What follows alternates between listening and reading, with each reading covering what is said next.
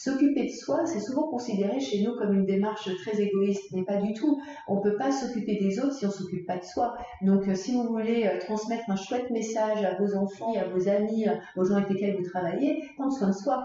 Prendre soin de soi, ça permet justement de ne pas véhiculer cette image de sacrifice, mais au contraire, vous avez du coup de l'énergie pour vous occuper des autres. La petite voix, la petite voix, la petite voix, la petite voix. Bonjour, je suis Herveline et j'ai le plaisir de vous présenter La Petite Voix, le podcast qui donne la parole à ceux et celles qui nous font du bien. Ils sont psy, sophrologues, magnétiseurs ou autres et se consacrent à notre bien-être et à notre développement personnel. Que vous soyez sceptique ou convaincu, vous serez sûrement curieux de leurs histoires. Quel chemin ont-ils parcouru pour choisir ces métiers dédiés aux autres ? En quoi consiste leur pratique et que leur apporte-t-elle ? Voilà les questions que je vais leur poser lors de ces conversations intimes, sans blabla. Des conversations qui vont nous éclairer, nous inspirer. Si vous aimez ce podcast, parlez-en autour de vous et dites-le moi avec des étoiles sur iTunes. N'oubliez pas aussi de vous abonner pour ne rater aucun épisode. Alors, prêt à écouter La Petite Voix pour entendre la vôtre ? La Petite Voix, le podcast, c'est parti ! Est-ce que vous avez parfois l'impression que votre vie ressemble à une course effrénée ? Une course pour remplir chacun de vos rôles.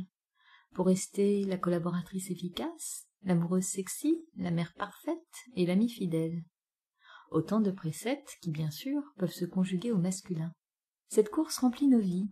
Mais est-ce que, paradoxalement, elle ne nous laisse pas aussi complètement vides ? Mon invitée du jour a connu cela à l'extrême. Parisienne, addicte au travail, addicte au sport, elle se voyait comme une machine de guerre. Et puis brutalement, parce que son corps l'a décidé, tout s'est arrêté. Ou plutôt, tout a commencé. Aujourd'hui, Laura Aznar est naturopathe.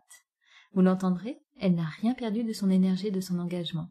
Elle les a juste transposés sur une nouvelle cause, notre bien-être et notre santé. Alors, je vous propose d'arrêter votre course effrénée pour écouter cette conversation très positive. Avec Laura, nous allons parler de pizza Pinot, et en bien, oui, de cure ayurvédique qui donne vraiment envie, et de résilience, parce que quand même, la vie mérite d'être vécue. Bonjour Laura et bienvenue dans La Petite Voix. Bonjour Herveline, merci. Je vous remercie de m'accueillir aujourd'hui. On va parler ensemble de naturopathie. Alors avant d'entrer dans le vif du sujet, pouvez-vous vous présenter en quelques mots, s'il vous plaît ? Bien sûr, je suis Laura Aznar, j'ai 46 ans, je suis naturopathe, je suis également auteure, conférencière, j'organise des stages de jeûne et des cures ayurvédiques en Inde. Donc on va parler ensemble de naturopathie. En préparant notre entretien, moi, j'ai découvert que c'était une approche reconnue par l'OMS, reconnue comme étant la 3e médecine traditionnelle aux côtés de la médecine traditionnelle chinoise et de la médecine ayurvédique. Donc on est bien là dans une approche vérifiée. Mais ce que j'aimerais, c'est comprendre d'abord votre parcours. Comment et dans quelles circonstances, vous, Laura, avez-vous découvert la naturopathie que vous pratiquez aujourd'hui ? Alors, c'est une longue et belle histoire. En fait, jusqu'à mes 40 ans, j'étais plutôt la caricature d'une working girl parisienne. Vous voyez, donc j'habitais Paris, je travaillais pour un grand groupe dans lequel j'ai fait toute ma carrière. Par chance, c'était un groupe dans lequel il faisait bon vivre, donc j'ai pu se nommer de promotion en promotion jusqu'à arriver à pratiquement le Saint Graal. On peut nommer ce grand groupe ou... Oui, ce groupe s'appelle Pizza Pinot, donc c'est un groupe de restauration. D'accord. Plutôt axé gluten, ce qui est oui. Moi aujourd'hui qui affame plutôt et qui combat le gluten. Donc tout allait divinement bien. J'étais vraiment heureuse dans ma vie professionnelle, dans ma vie personnelle aussi, qui est plutôt challenge comme mon boulot. Énormément de sport, énormément de courses à pied que j'affectionnais tout particulièrement. Donc c'était 2-3 marathons par an. Si vous voulez, j'étais dans ma vie d'avant, j'avais toujours besoin d'être en quête de performance. Donc en gros, où je travaillais, où je transpirais, c'était un petit peu mon moteur. Pour vous donner un petit ordre d'exemple, mon dimanche préféré, je courais une 20aine de kilomètres, j'enchaînais avec 1h30 de vélo et 1 heure de boxe. Donc au fait, dans ma vie d'avant, j'étais plutôt heureuse, mais beaucoup de stress, beaucoup de pression, etc. Et moi, j'ai pas du tout vu arriver le truc, parce que je me considérais plutôt comme, comment dirais-je, immortelle avec tout le sport que je m'enfilais. Donc je me disais, moi j'ai pas de toxines si vous voulez. Donc le corps était un outil de performance comme le reste, c'est une ça? arme de guerre, vraiment une arme de guerre. Et j'essayais de tout contrôler, aussi bien mon travail, qui était toujours au summum, que si vous voulez, j'ai mis du temps à comprendre que je ne pourrais pas arriver première d'un marathon. Donc une quête comme ça de la performance. Jusqu'au jour où je suis sur un vélo et je sens vraiment des douleurs assez intenses dans les genoux. Les premiers temps, je ne me suis pas trop inquiétée, j'ai ralenti tous mes entraînements. Plus ça allait, moins ça allait. Je n'ai pas pour autant arrêté le sport. Je me suis dit, c'était moi qui m'écoutais pas trop, etc. Jusqu'au jour où, effectivement, je n'arrive plus à rester plus de 20 minutes debout, je n'arrive plus à monter des trottoirs, ce qui est très problématique sur Paris, parce que je sillonnais la capitale pour mon travail en métro. Tout devient très compliqué. J'habite au 4e étage sans ascenseur. Et puis surtout, je n'arrive plus à être dans l'activité physique telle que je l'étais. Et là, ça devient vraiment le drame, parce que j'étais, sans m'en rendre compte, addict à ces sécrétions d'endorphines. Je l'entendais, on me le disait souvent, mais quand vous êtes au pied du mur, c'est complètement différent de vivre cette addiction. Donc là, pour le coup, je m'inquiète, je consulte un rhumatologue et IRM à l'appui, le diagnostic tombe, arthrose stade 3. Et vous avez tous les symptômes, gonflement, raideur, douleur, grincement, déformation, mais la maladie reste traitable. Le stade 4, c'est celui de la prothèse. Donc, dans un premier temps, je suis le parcours classique de l'allopathie, les injections, les infiltrations, les anti-inflammatoires, les antalgiques.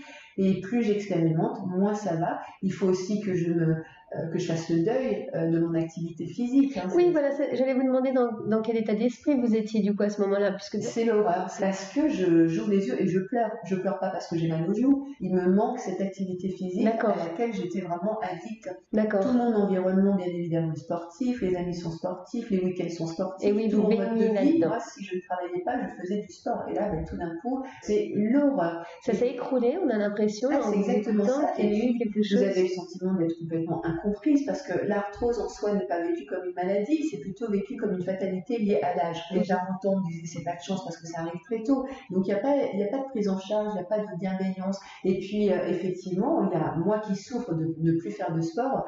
Pleurer et justifier vos larmes parce que vous ne pouvez plus faire de sport, ça paraît complètement incongru. Ça va, on n'est pas en guerre, c'est pas l'horreur, mais il n'empêche que c'est tout votre fonctionnement qui s'écroule, tout votre mode de vie qui s'écroule, toutes vos habitudes, et biologiquement parlant, il vous manque un truc. Moi, j'avais l'impression d'être une droguée, en fait, on en manque. 2 semaines de larmes à pas être bien, 2 semaines où la respiration n'est pas la même, je suis vraiment considérée comme droguée. Et j'ai envie de dire, la première bataille, ça a d'abord été celle-ci, de s'accoutumer avec ce changement de vie, et ensuite prendre soin des articulations. En fait, c'est comme si cette arthrose venait comme un grain de sable qui, en fait, va complètement vous obliger à revoir votre vie. Personne ne vous comprend. En plus, vous avez l'impression de passer pour une folle, en fait. Ça va, c'est pas non plus l'horreur ce qui t'arrive. Et bien si, pour moi, c'était vraiment l'horreur. Ça a quand même conditionné un changement de ville. Je ne pouvais plus prendre le métro, un changement d'appartement. Parce que j'habitais au 4e étage sans ascenseur, je mettais 20 minutes pour rentrer chez moi. Mine de rien, cette chose qu'on n'assimile pas à une maladie conditionne vraiment énormément de choses et à des retombées en fait sur toutes les stats en fait de votre vie, et également les gens que vous fréquentez. Moi, mon entourage était très sportif, donc tout d'un coup, vous voyez plus les amis, vous faites plus partie de la voiture qui devait partir le week-end, faire tel trail, etc. Vous n'êtes plus invité au débrief de course, vous voyez, vous devez changer tout votre environnement en fait.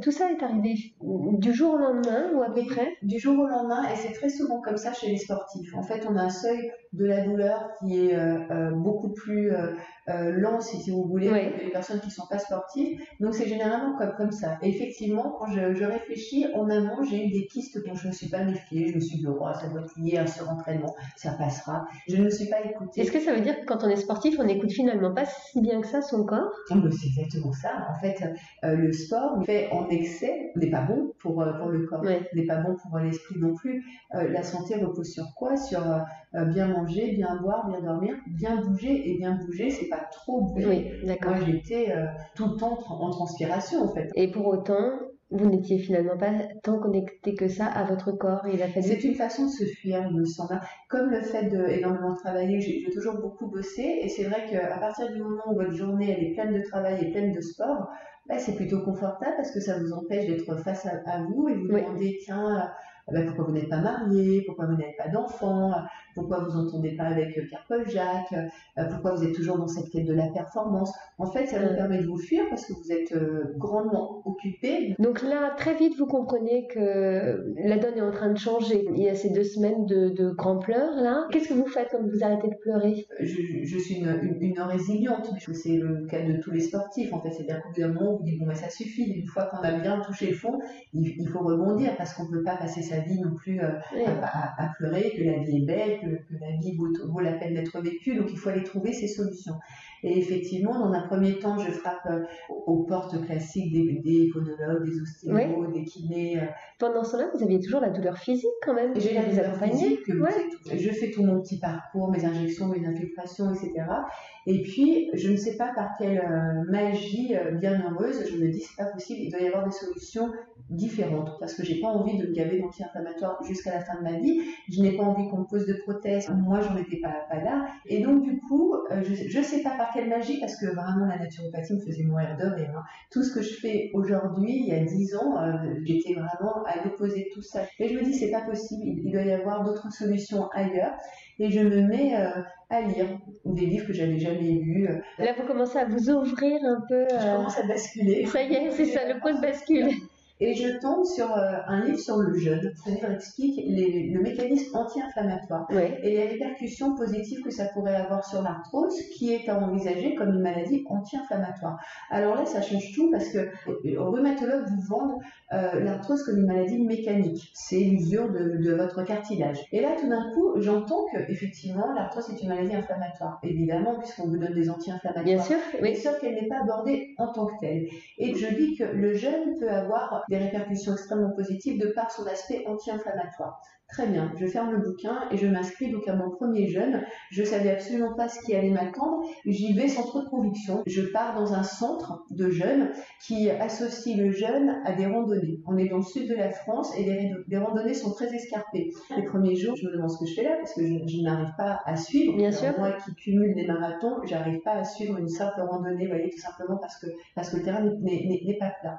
Au bout du 5e jour, je suis devant et je saute de rocher donc en rocher et au bout de 2 semaines, je rechausse mes baskets alors que tous les rhumatologues m'avaient dit c'est terminé, vous ne pourrez plus jamais courir.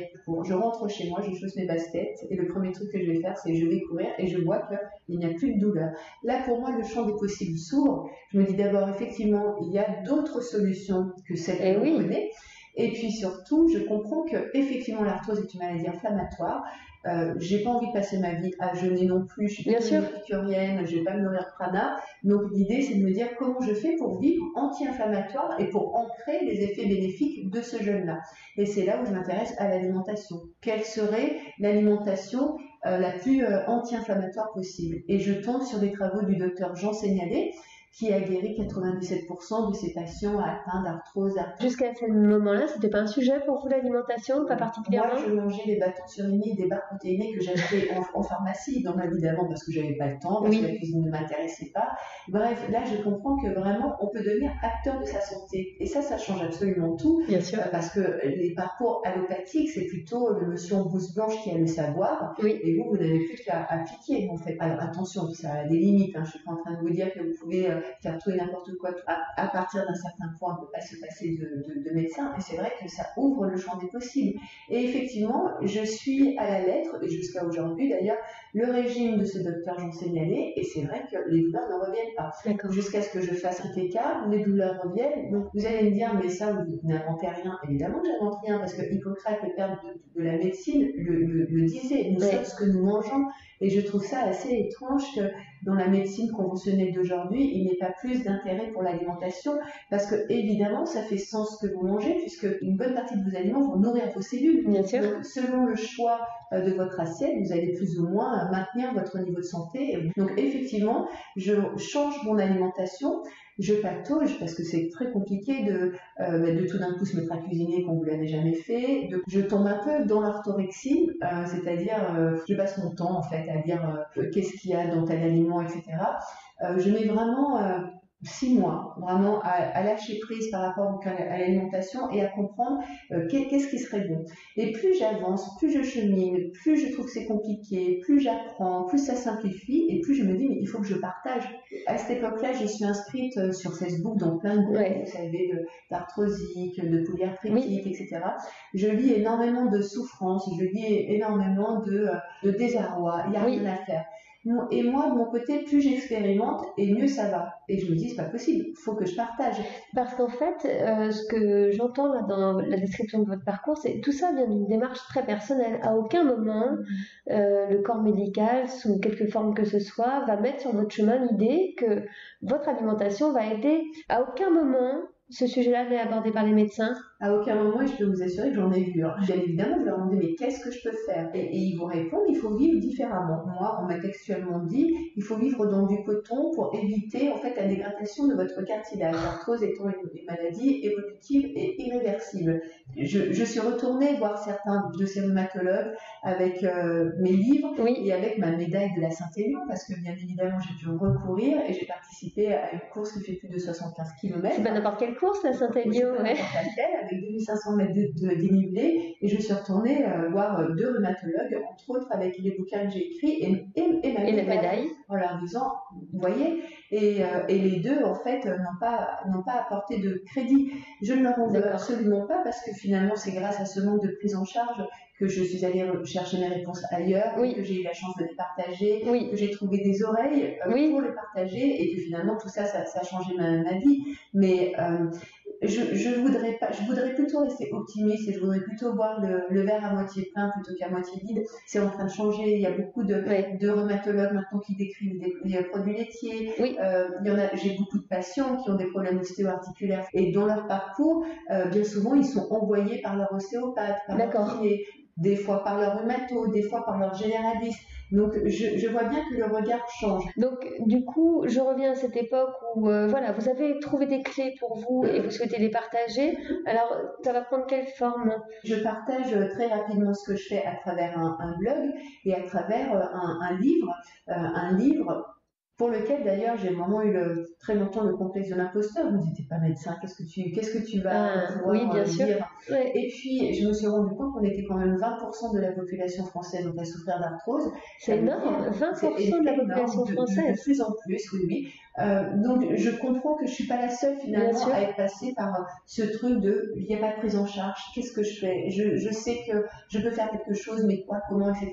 Et j'écris ce premier livre, et là c'est un peu la belle histoire qui commence, parce que je trouve un éditeur très très facilement et pas n'importe lequel, puisqu'il s'agit de Thierry Soucard, qui est quand même assez emblématique lorsqu'on s'intéresse aux éditions de bien-être. Donc ça faisait combien de temps entre le jour où voilà, cette arthrose s'est invitée dans votre vie malgré vous et la sortie de votre livre? Donc ça va très vite en fait.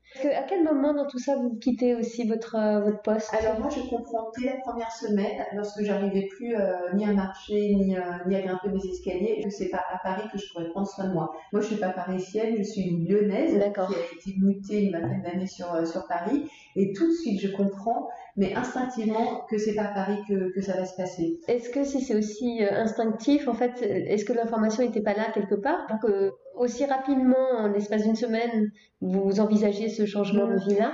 Votre question, elle est très juste, d'autant qu'à cette époque-là, j'avais 40 ans, vous abordez la crise de la quarantaine. La fameuse crise de la quarantaine. Moi, j'étais en pleine période de doute. Qu'est-ce que je fais ? Est-ce que j'achète mon petit studio et tout se passe sur Paris et je continue cette quête effrénée, ou est-ce que je reviens à une vie un peu plus axée sur moi, puisque jusqu'à présent elle était énormément axée sur mon travail, etc. Est-ce que du coup je reviens à Lyon, qui reste quand même une grande ville? Je suis vraiment en pleine réflexion comme par hasard. Et pour moi, cette arthrose, c'est un peu mon corps qui me dit stop. Maintenant, toutes tes histoires là, c'est sympa, mais stop, fais différemment. Occupe-toi de toi en fait. Hein. Dans mon métier, j'ai occupé plein de fonctions où j'étais plutôt au service des autres, faire grandir mes collaborateurs, etc. Moi, je m'occupais pas trop de moi. Et c'est pas grave en même temps parce que j'étais une arme de guerre. Donc finalement, ça fonctionnait bien. Pas besoin de m'occuper. Et effectivement, tout d'un coup, je comprends qu'il est grand temps de rééquilibrer un petit peu les choses. Alors bien évidemment, moi je suis une fille à diplôme, donc je commence à passer des diplômes. En naturopathie du coup? Je commence par un BTS de diététique, après le BTS de diététique, parce que l'alimentation me passionne. Mais j'ai besoin de comprendre comment ça fonctionne. Oui, bien sûr. Les acides aminés, les vitamines, etc. Mais la diététique, j'y trouve pas mon compte. Dans ces dictats, ces histoires de calories, ces histoires de produits laitiers qu'il faut mettre à tous les repas, je trouve qu'on n'a pas son libre arbitre et je trouve que les choses sont un peu trop ancestrales. Je trouve pas qu'il y ait de remise en cause. Et surtout, je continue mes jeûnes et c'est au cours de mon 3e jeûne où je me dis mais c'est ce que je veux faire. C'est génial de pouvoir prendre soin des gens comme ça. Vous arrivez, vous êtes un peu patraque, une semaine après, vous repartez, vous êtes en super forme et tout d'un coup je me suis dit mais c'est exactement ça. Je veux monter mes centres de jeûne. Et je veux prendre en charge toutes les personnes qui viendront dans ce centre-là. Donc tout ça, pardon, là vous aviez quitté, ça y est, c'était fini. Alors je ne vous cache pas que j'ai beaucoup moins d'intérêt pour mon travail. Mais oui. Moi qui étais une travaillomane, alors j'ai eu vraiment de la chance parce que j'ai eu une écoute de la part de mon directeur général qui est hors norme. C'est-à-dire il y a un jour où je lui ai dit moi je ne m'y retrouve plus. Je suis plus à 100% dans ce que je fais parce que voilà, j'ai écrit un livre. Suite au succès de ce livre, on me demandait de faire des conférences en fait à droite à gauche. Donc j'ai eu envie de les faire, ça prend du temps, etc., etc. Et plutôt que de me dire, écoute ma cocotte, si t'es pas heureuse, tu démissionnes, elle m'a dit, y a pas de problème. Si tu veux, on peut s'accorder sur un mi-temps pendant un. Ah super. Et à la fin de cette année-là de mi-temps, on s'assied et on voit ce que tu fais. Donc moi, je me retrouve sur un mi-temps, donc avec la possibilité d'avoir un temps tout d'un coup qui se dégage pour avancer. Et la diététique, je passe mon diplôme d'hygiénisme. Si vous voulez, c'est la médecine traditionnelle, la médecine de grand-mère. C'est, si je pourrais la qualifier comme ça, là, tous les hygiénistes qui vont m'écouter, c'est l'aube de la naturopathie. Et je monte mes premiers stages de jeûne. Et comme j'ai quand même gardé de mon ancien métier le goût pour des structures, une équipe, etc. Je fais ça tout de suite dans un grand gîte avec des groupes de 20 jeûneurs, avec effectivement une naturopathe très expérimentée, avec 2 guides de rando, avec des professeurs de yoga, des conférenciers le soir. En fait, tout de suite, vous voyez grand. J'ai vraiment envie d'offrir le jeûne que j'aurais aimé vivre. Oui. Voilà. J'ai vraiment envie que tous mes jeûneurs partent avec une multitude d'informations pour pouvoir avoir la chance d'ancrer les bénéfices du jeûne le plus durablement possible. J'ai pas envie que ce soit qu'un one shot. C'est vrai que je vois grand. Là, donc là, c'était les premiers stages, mais assez vite, du coup, le glissement se fait. En fait, mes premiers stages, la première saison de stage se passe divinement bien. Et je voulais attendre d'abord ce moment-là avant de basculer, si vous voulez. Bien sûr. Moi, je comprends dès la première semaine que j'adore. Vous êtes vraiment dans votre élément, quoi. Mais je me sens, pour la première fois de ma vie, j'ai toujours été heureuse dans ma vie professionnelle. Mais là, tout d'un coup, je me sens vraiment à ma place, sur mon chemin. Et je n'ai, paradoxalement, alors qu'auparavant j'étais une femme d'objectif, et bien là, je me sens tellement à ma place que finalement, je ne sais pas trop de quoi demain sera fait. J'ai plus de chèques qui tombent à la fin du mois, j'ai plus ce salaire confortable où je peux me dire je m'en fous, mais je n'ai aucune crainte, aucune appréhension, tellement que je me sens à ma place. Et je suis intimement convaincue qu'à partir du moment où vous êtes à votre place et que vous faites les choses d'une façon consciencieuse, professionnelle et avec du cœur, ça ne peut que marcher. Au bout d'un moment, j'ai envie d'aller plus loin que mes stages de jeûne. J'ai envie de devenir naturopathe, d'avoir un cabinet pour pouvoir jongler entre mes stages et une prise en charge individuelle. Donc là, je commence mes études de naturopathie et le mi-temps, c'est plus possible. Je retourne voir mon DG et je lui dis on va se quitter. Et il a été vraiment génial parce que plutôt que d'être choqué ou de se dire ça, alors t'as fait toute notre vie, toute ta vie chez nous, on t'offre la possibilité de rester chez nous et ça ne te convient toujours pas. Il m'a dit, mais écoute, génial, sache que si toutefois tu as envie de revenir, on se débrouillera. Ce qui est quand même juste C'est génial. incroyable. C'est incroyable. Et du coup, je pars l'esprit léger. Et oui.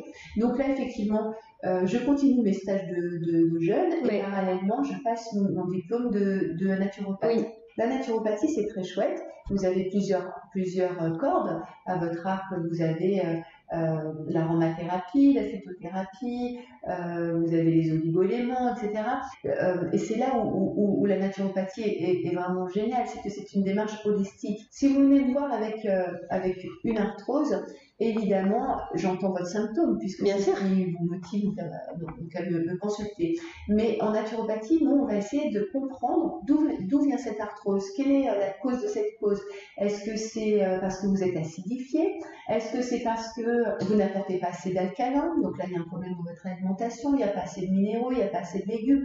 Est-ce que ça peut être lié à un terrain inflammatoire? En fait, ce que vous dites, c'est quand vous recevez là quelqu'un dans votre cabinet, notamment pour des problèmes d'arthrose, c'est que on va pas s'arrêter à la problématique juste de l'arthrose, vous allez prendre le temps de comprendre le fonctionnement de la personne. Exactement, c'est ça. La façon dont il urine, la façon dont il dort, la façon dont il bouge, la façon dont il mange, la façon dont il pense.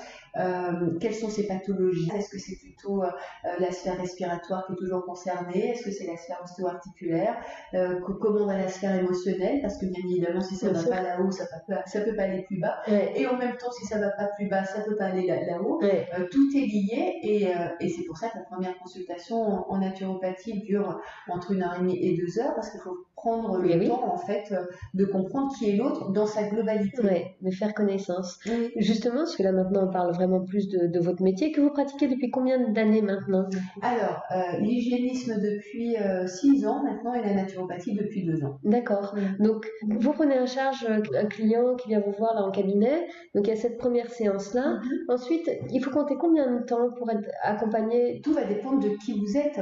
Il y a des personnes où finalement il n'y a qu'un seul souci et dans ce cas-là un protocole suffit, une consultation suffit à condition que l'autre soit acteur. Nous naturopathes, nous ne sommes pas des magiciens, nous ne faisons rien tout seul et on ne peut rien faire avec nos compléments alimentaires. Il faut vraiment la participation active du consultant.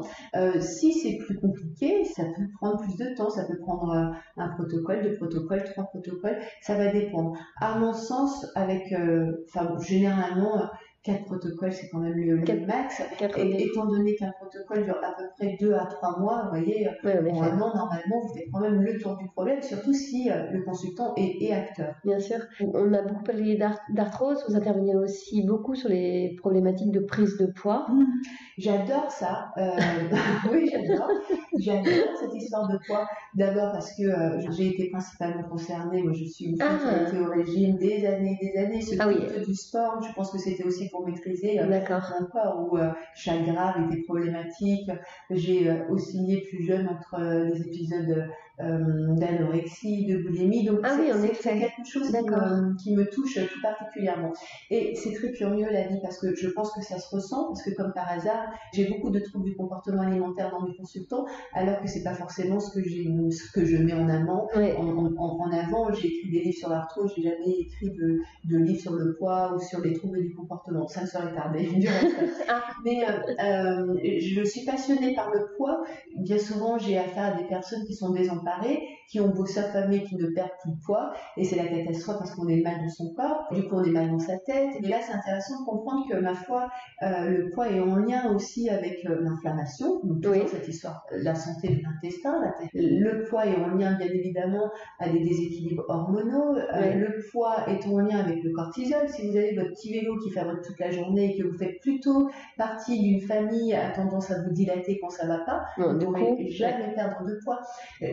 On en n'a pas parlé, mais la naturopathie, elle est aussi géniale parce qu'elle s'appuie sur une classification de biotype humain. C'est vrai que le cadre du visage, la morphologie, la couleur des iris, la forme de la bouche, le ton de la voix, le débit de la voix, ça donne beaucoup d'informations sur qui est le consultant, comment est-ce qu'il fonctionne. Donc après, vous avez plusieurs catégories et vous savez que tel profil va être plus sur un terrain à risque, sur tel et tel sujet. Donc tel profil aura plutôt tendance à faire des maladies cardiovasculaires, d'autres plutôt de l'acidose. Donc aujourd'hui, votre activité, pour résumer, donc il y a ces consultations en cabinet, les livres que vous continuez à écrire, si j'ai bien compris, un 4e est en train de se profiler. Il y a ces stages de jeunes que vous faites aussi beaucoup, même des cures ayurvédiques, on ne les a pas évoquées, celles-ci. Non. Alors, les stages de jeunes, effectivement, ça c'est plutôt dans le nord de Lyon, et j'organise des cures ayurvédiques. Alors, c'est vrai, j'en parle difficilement parce que je ne voudrais pas qu'on associe en fait la santé à un moyen financier. En fait, cette cure ayurvédique et ce centre, je l'ai découvert moi, après mon premier jeûne, j'ai fait une cure ayurvédique.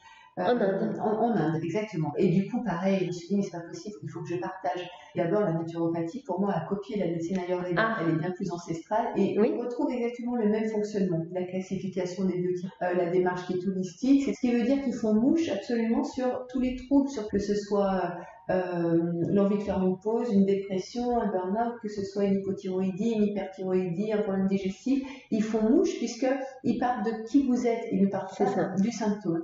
Et là, je peux vous assurer, depuis quelques années, avec toutes les personnes que j'ai eu la chance d'accompagner, et je suis à chaque fois bluffée de voir à quel point ça fonctionne. Et c'est devenu de véritables rendez-vous, puisque j'y vais maintenant 3 fois par an, et qu'à chaque fois, j'emmène avec moi une soixantaine de personnes. Soixantaine de personnes, oui, c'est énorme. Et puis là, on passe une vitesse parce qu'il y a l'alimentation qui va être personnalisée. Vous avez des compléments alimentaires, vous avez des massages, vous avez du yoga au lever du soleil, au coucher du soleil. Qu'est-ce qui fait qu'au bout de 2 semaines, on voit vraiment l'énergie qui revient, les douleurs qui s'estompent.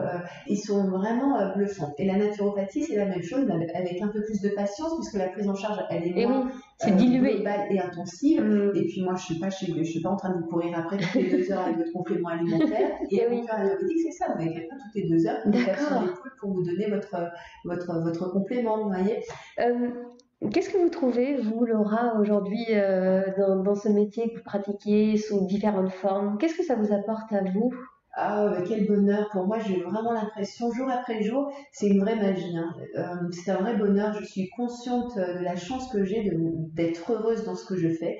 C'est-à-dire que j'ai mes problématiques comme tout le monde. C'est pas parce qu'on est naturopathe qu'on marche dans la rosée du matin et qu'on sert les foulards et que tout va merveilleusement bien tous les jours. Mais quand je passe à une journée à prendre en charge l'autre, ce que j'aime faire, là, ça vaut vraiment tous les bonheurs. D'avoir le sentiment d'avoir été le petit ressort qui a fait que, hop, la personne a pu se prendre en main, se prendre en charge, s'occuper de soi. C'est souvent considéré chez nous comme une démarche très égoïste, mais pas du tout. On peut pas s'occuper des autres si on s'occupe pas de soi. Donc, si vous voulez transmettre un chouette message à vos enfants, à votre famille, à vos amis, aux gens avec lesquels vous travaillez, justement, c'est prendre soin de soi. Prendre soin de soi, ça permet justement de ne pas véhiculer cette image de sacrifice, je ne vaux pas la peine de m'occuper de moi, et au contraire, vous avez du coup de l'énergie pour vous occuper des autres, pour transmettre les bons messages. Et qu'est-ce que vous aimeriez dire à la Laura que vous étiez il y a 10 ans, là, dans cette vie complètement différente? Alors des fois, je me dis quel dommage que ça ne soit pas arrivé plus tôt, d'une part parce que moi je suis une vraie perfectionniste et que je voudrais encore savoir plus de choses que je sais aujourd'hui, mais finalement, je regrette rien parce que ce cheminement, j'en avais besoin pour arriver jusqu'ici. D'accord. On va rester là-dessus avant d'aborder les questions rituelles que j'aime poser à chacun de mes invités. Ma première question, je voulais savoir quel livre vous aimeriez conseiller. Alors, j'aime beaucoup le livre de Jacqueline Lagacé qui a rendu plus digeste les travaux de Jean Seignalé, qui s'appelle « Comment vaincre les maladies inflammatoires avec l'alimentation ». Moi, il a vraiment été assez important sur mon chemin.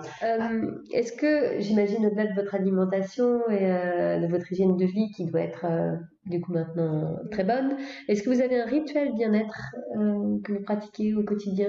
Alors, Quand je rentre de cure ayurvédique, on est habitué à faire du yoga tous les matins. Mais... Et je vais pas vous mentir, c'est pas une demi-heure de yoga tous les matins. Ce n'est pas forcément toujours au lever du soleil, mais j'essaye de garder un moment pour être en connexion avec son corps. J'essaye d'avoir une belle hygiène alimentaire parce que je sais ô combien c'est primordial. Voilà, j'essaye de prendre soin de moi. C'est un peu ça, si vous voulez, mon mode de vie en fait. J'essaie d'être à l'équilibre. Eh ben, peut-être que l'équilibre sera un des mots que vous allez me citer pour 3 mots synonymes de bonheur. Eh bien, effectivement, l'équilibre. L'équilibre, pour moi, c'est vraiment primordial. Et je trouve que c'est vraiment très compliqué aujourd'hui d'être toujours à l'équilibre dans une civilisation qui est d'abord très speed, où il faut consommer, il faut réussir sa vie, il faut être marié, il faut avoir des enfants beaux et intelligents de surcroît, il faut avoir une maison, il faut réussir ses vacances, il faut manger bio, il faut faire du sport, il faut tout un tas de trucs.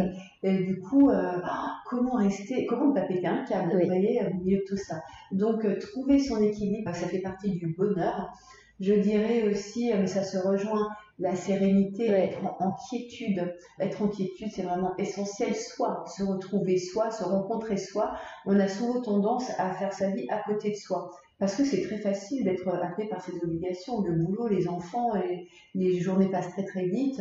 Oui, je dirais l'équilibre, la sérénité, la simplicité aussi. Se contenter dans la simplicité. Comprendre que ma foi, c'est pas parce qu'on s'achète un énième pull bleu marine qu'on sera forcément plus heureux, et se contenter de choses simples, c'est prendre le temps de regarder un nuage, de regarder un soleil, parce que du coup ça permet d'être heureux aussi bien quand on est quand on va bien que quand on va pas bien. Et du coup, justement, ma dernière question, c'est: et vous, Laura, êtes-vous heureuse? Ah ben oui, moi je suis vraiment heureuse, je me le répète, chaque jour je me dis il m'est arrivé un truc parce que c'est pas possible. Si on m'avait demandé il y a 6 ans en arrière, quand j'ai commencé ce virage, qu'est-ce que j'aimerais si j'avais une baguette magique, c'est exactement la vie que je mène aujourd'hui, parce que je me suis retrouvée moi. Du coup, j'ai construit ma vie personnelle, ce que je ne faisais pas auparavant. J'ai laissé de la place à l'autre, parce que c'est quand même génial. Je vis de la naturopathie, je vis de mes stages de jeunes, je vis de mon écriture. C'est quand même juste magique. En tout cas pour moi, c'était mes souhaits à moi, pouvoir prendre soin de l'autre et y parvenir. Comme je suis un peu perfectionniste, il faut quand même qu'il y ait des résultats. Et du coup, c'est juste génial. Moi, je suis vraiment heureuse, indépendamment du fait que nous vivons dans un pays qui n'est pas en guerre, que je suis une femme dans un pays où on peut être une femme. Enfin, il y a aussi tout ça. C'est quand même juste génial. Vous voyez. J'ai le droit de voter, j'ai le droit de mettre des jeans, j'ai le droit de travailler, j'ai le droit de rire, j'ai le droit de tenir un blog, j'ai le droit de communiquer, j'ai le droit de changer de métier. C'est quand même juste génial. D'avoir la possibilité de se réinventer, c'est quand même juste extraordinaire. On peut se réinventer chaque jour en fait. C'est-à-dire que la vie nous appartient. Le bonheur, c'est ça aussi, c'est de comprendre qu'on n'a qu'une seule vie et qu'une seule personne qui peut faire que votre vie elle est belle ou pas belle. C'est vous. Le bonheur, c'est une histoire de choix aussi. Il faut choisir d'être heureux au bout d'un moment. On va rester là-dessus. C'est une très belle conclusion. Merci beaucoup, Laura, d'avoir partagé comme ça avec passion, conviction et optimisme votre parcours. Merci beaucoup. Merci, Herveline. La Petite Voix, le podcast, c'est fini pour aujourd'hui. Rendez-vous mardi dans 2 semaines pour le prochain épisode. Si celui-ci vous a plu, alors dites-le moi avec des étoiles sur iTunes. Parlez-en aussi autour de vous. Et pour ne rater aucun épisode, pensez à vous abonner sur votre appli de podcast ou sur les réseaux sociaux. Vous me trouverez en cherchant La Petite Voix, le podcast sur Facebook, Instagram, Twitter et YouTube. D'ailleurs, c'est sur ces pages que je vous raconte les coulisses de ma rencontre du jour et que vous trouverez toutes les références de l'épisode. Une dernière chose qui me tient vraiment à cœur, je serais ravie d'échanger avec vous sur vos impressions, de recevoir vos questions et vos suggestions sur les invités que vous aimeriez entendre. Alors surtout, n'hésitez pas à m'écrire. Merci beaucoup et à bientôt sur La Petite Voix.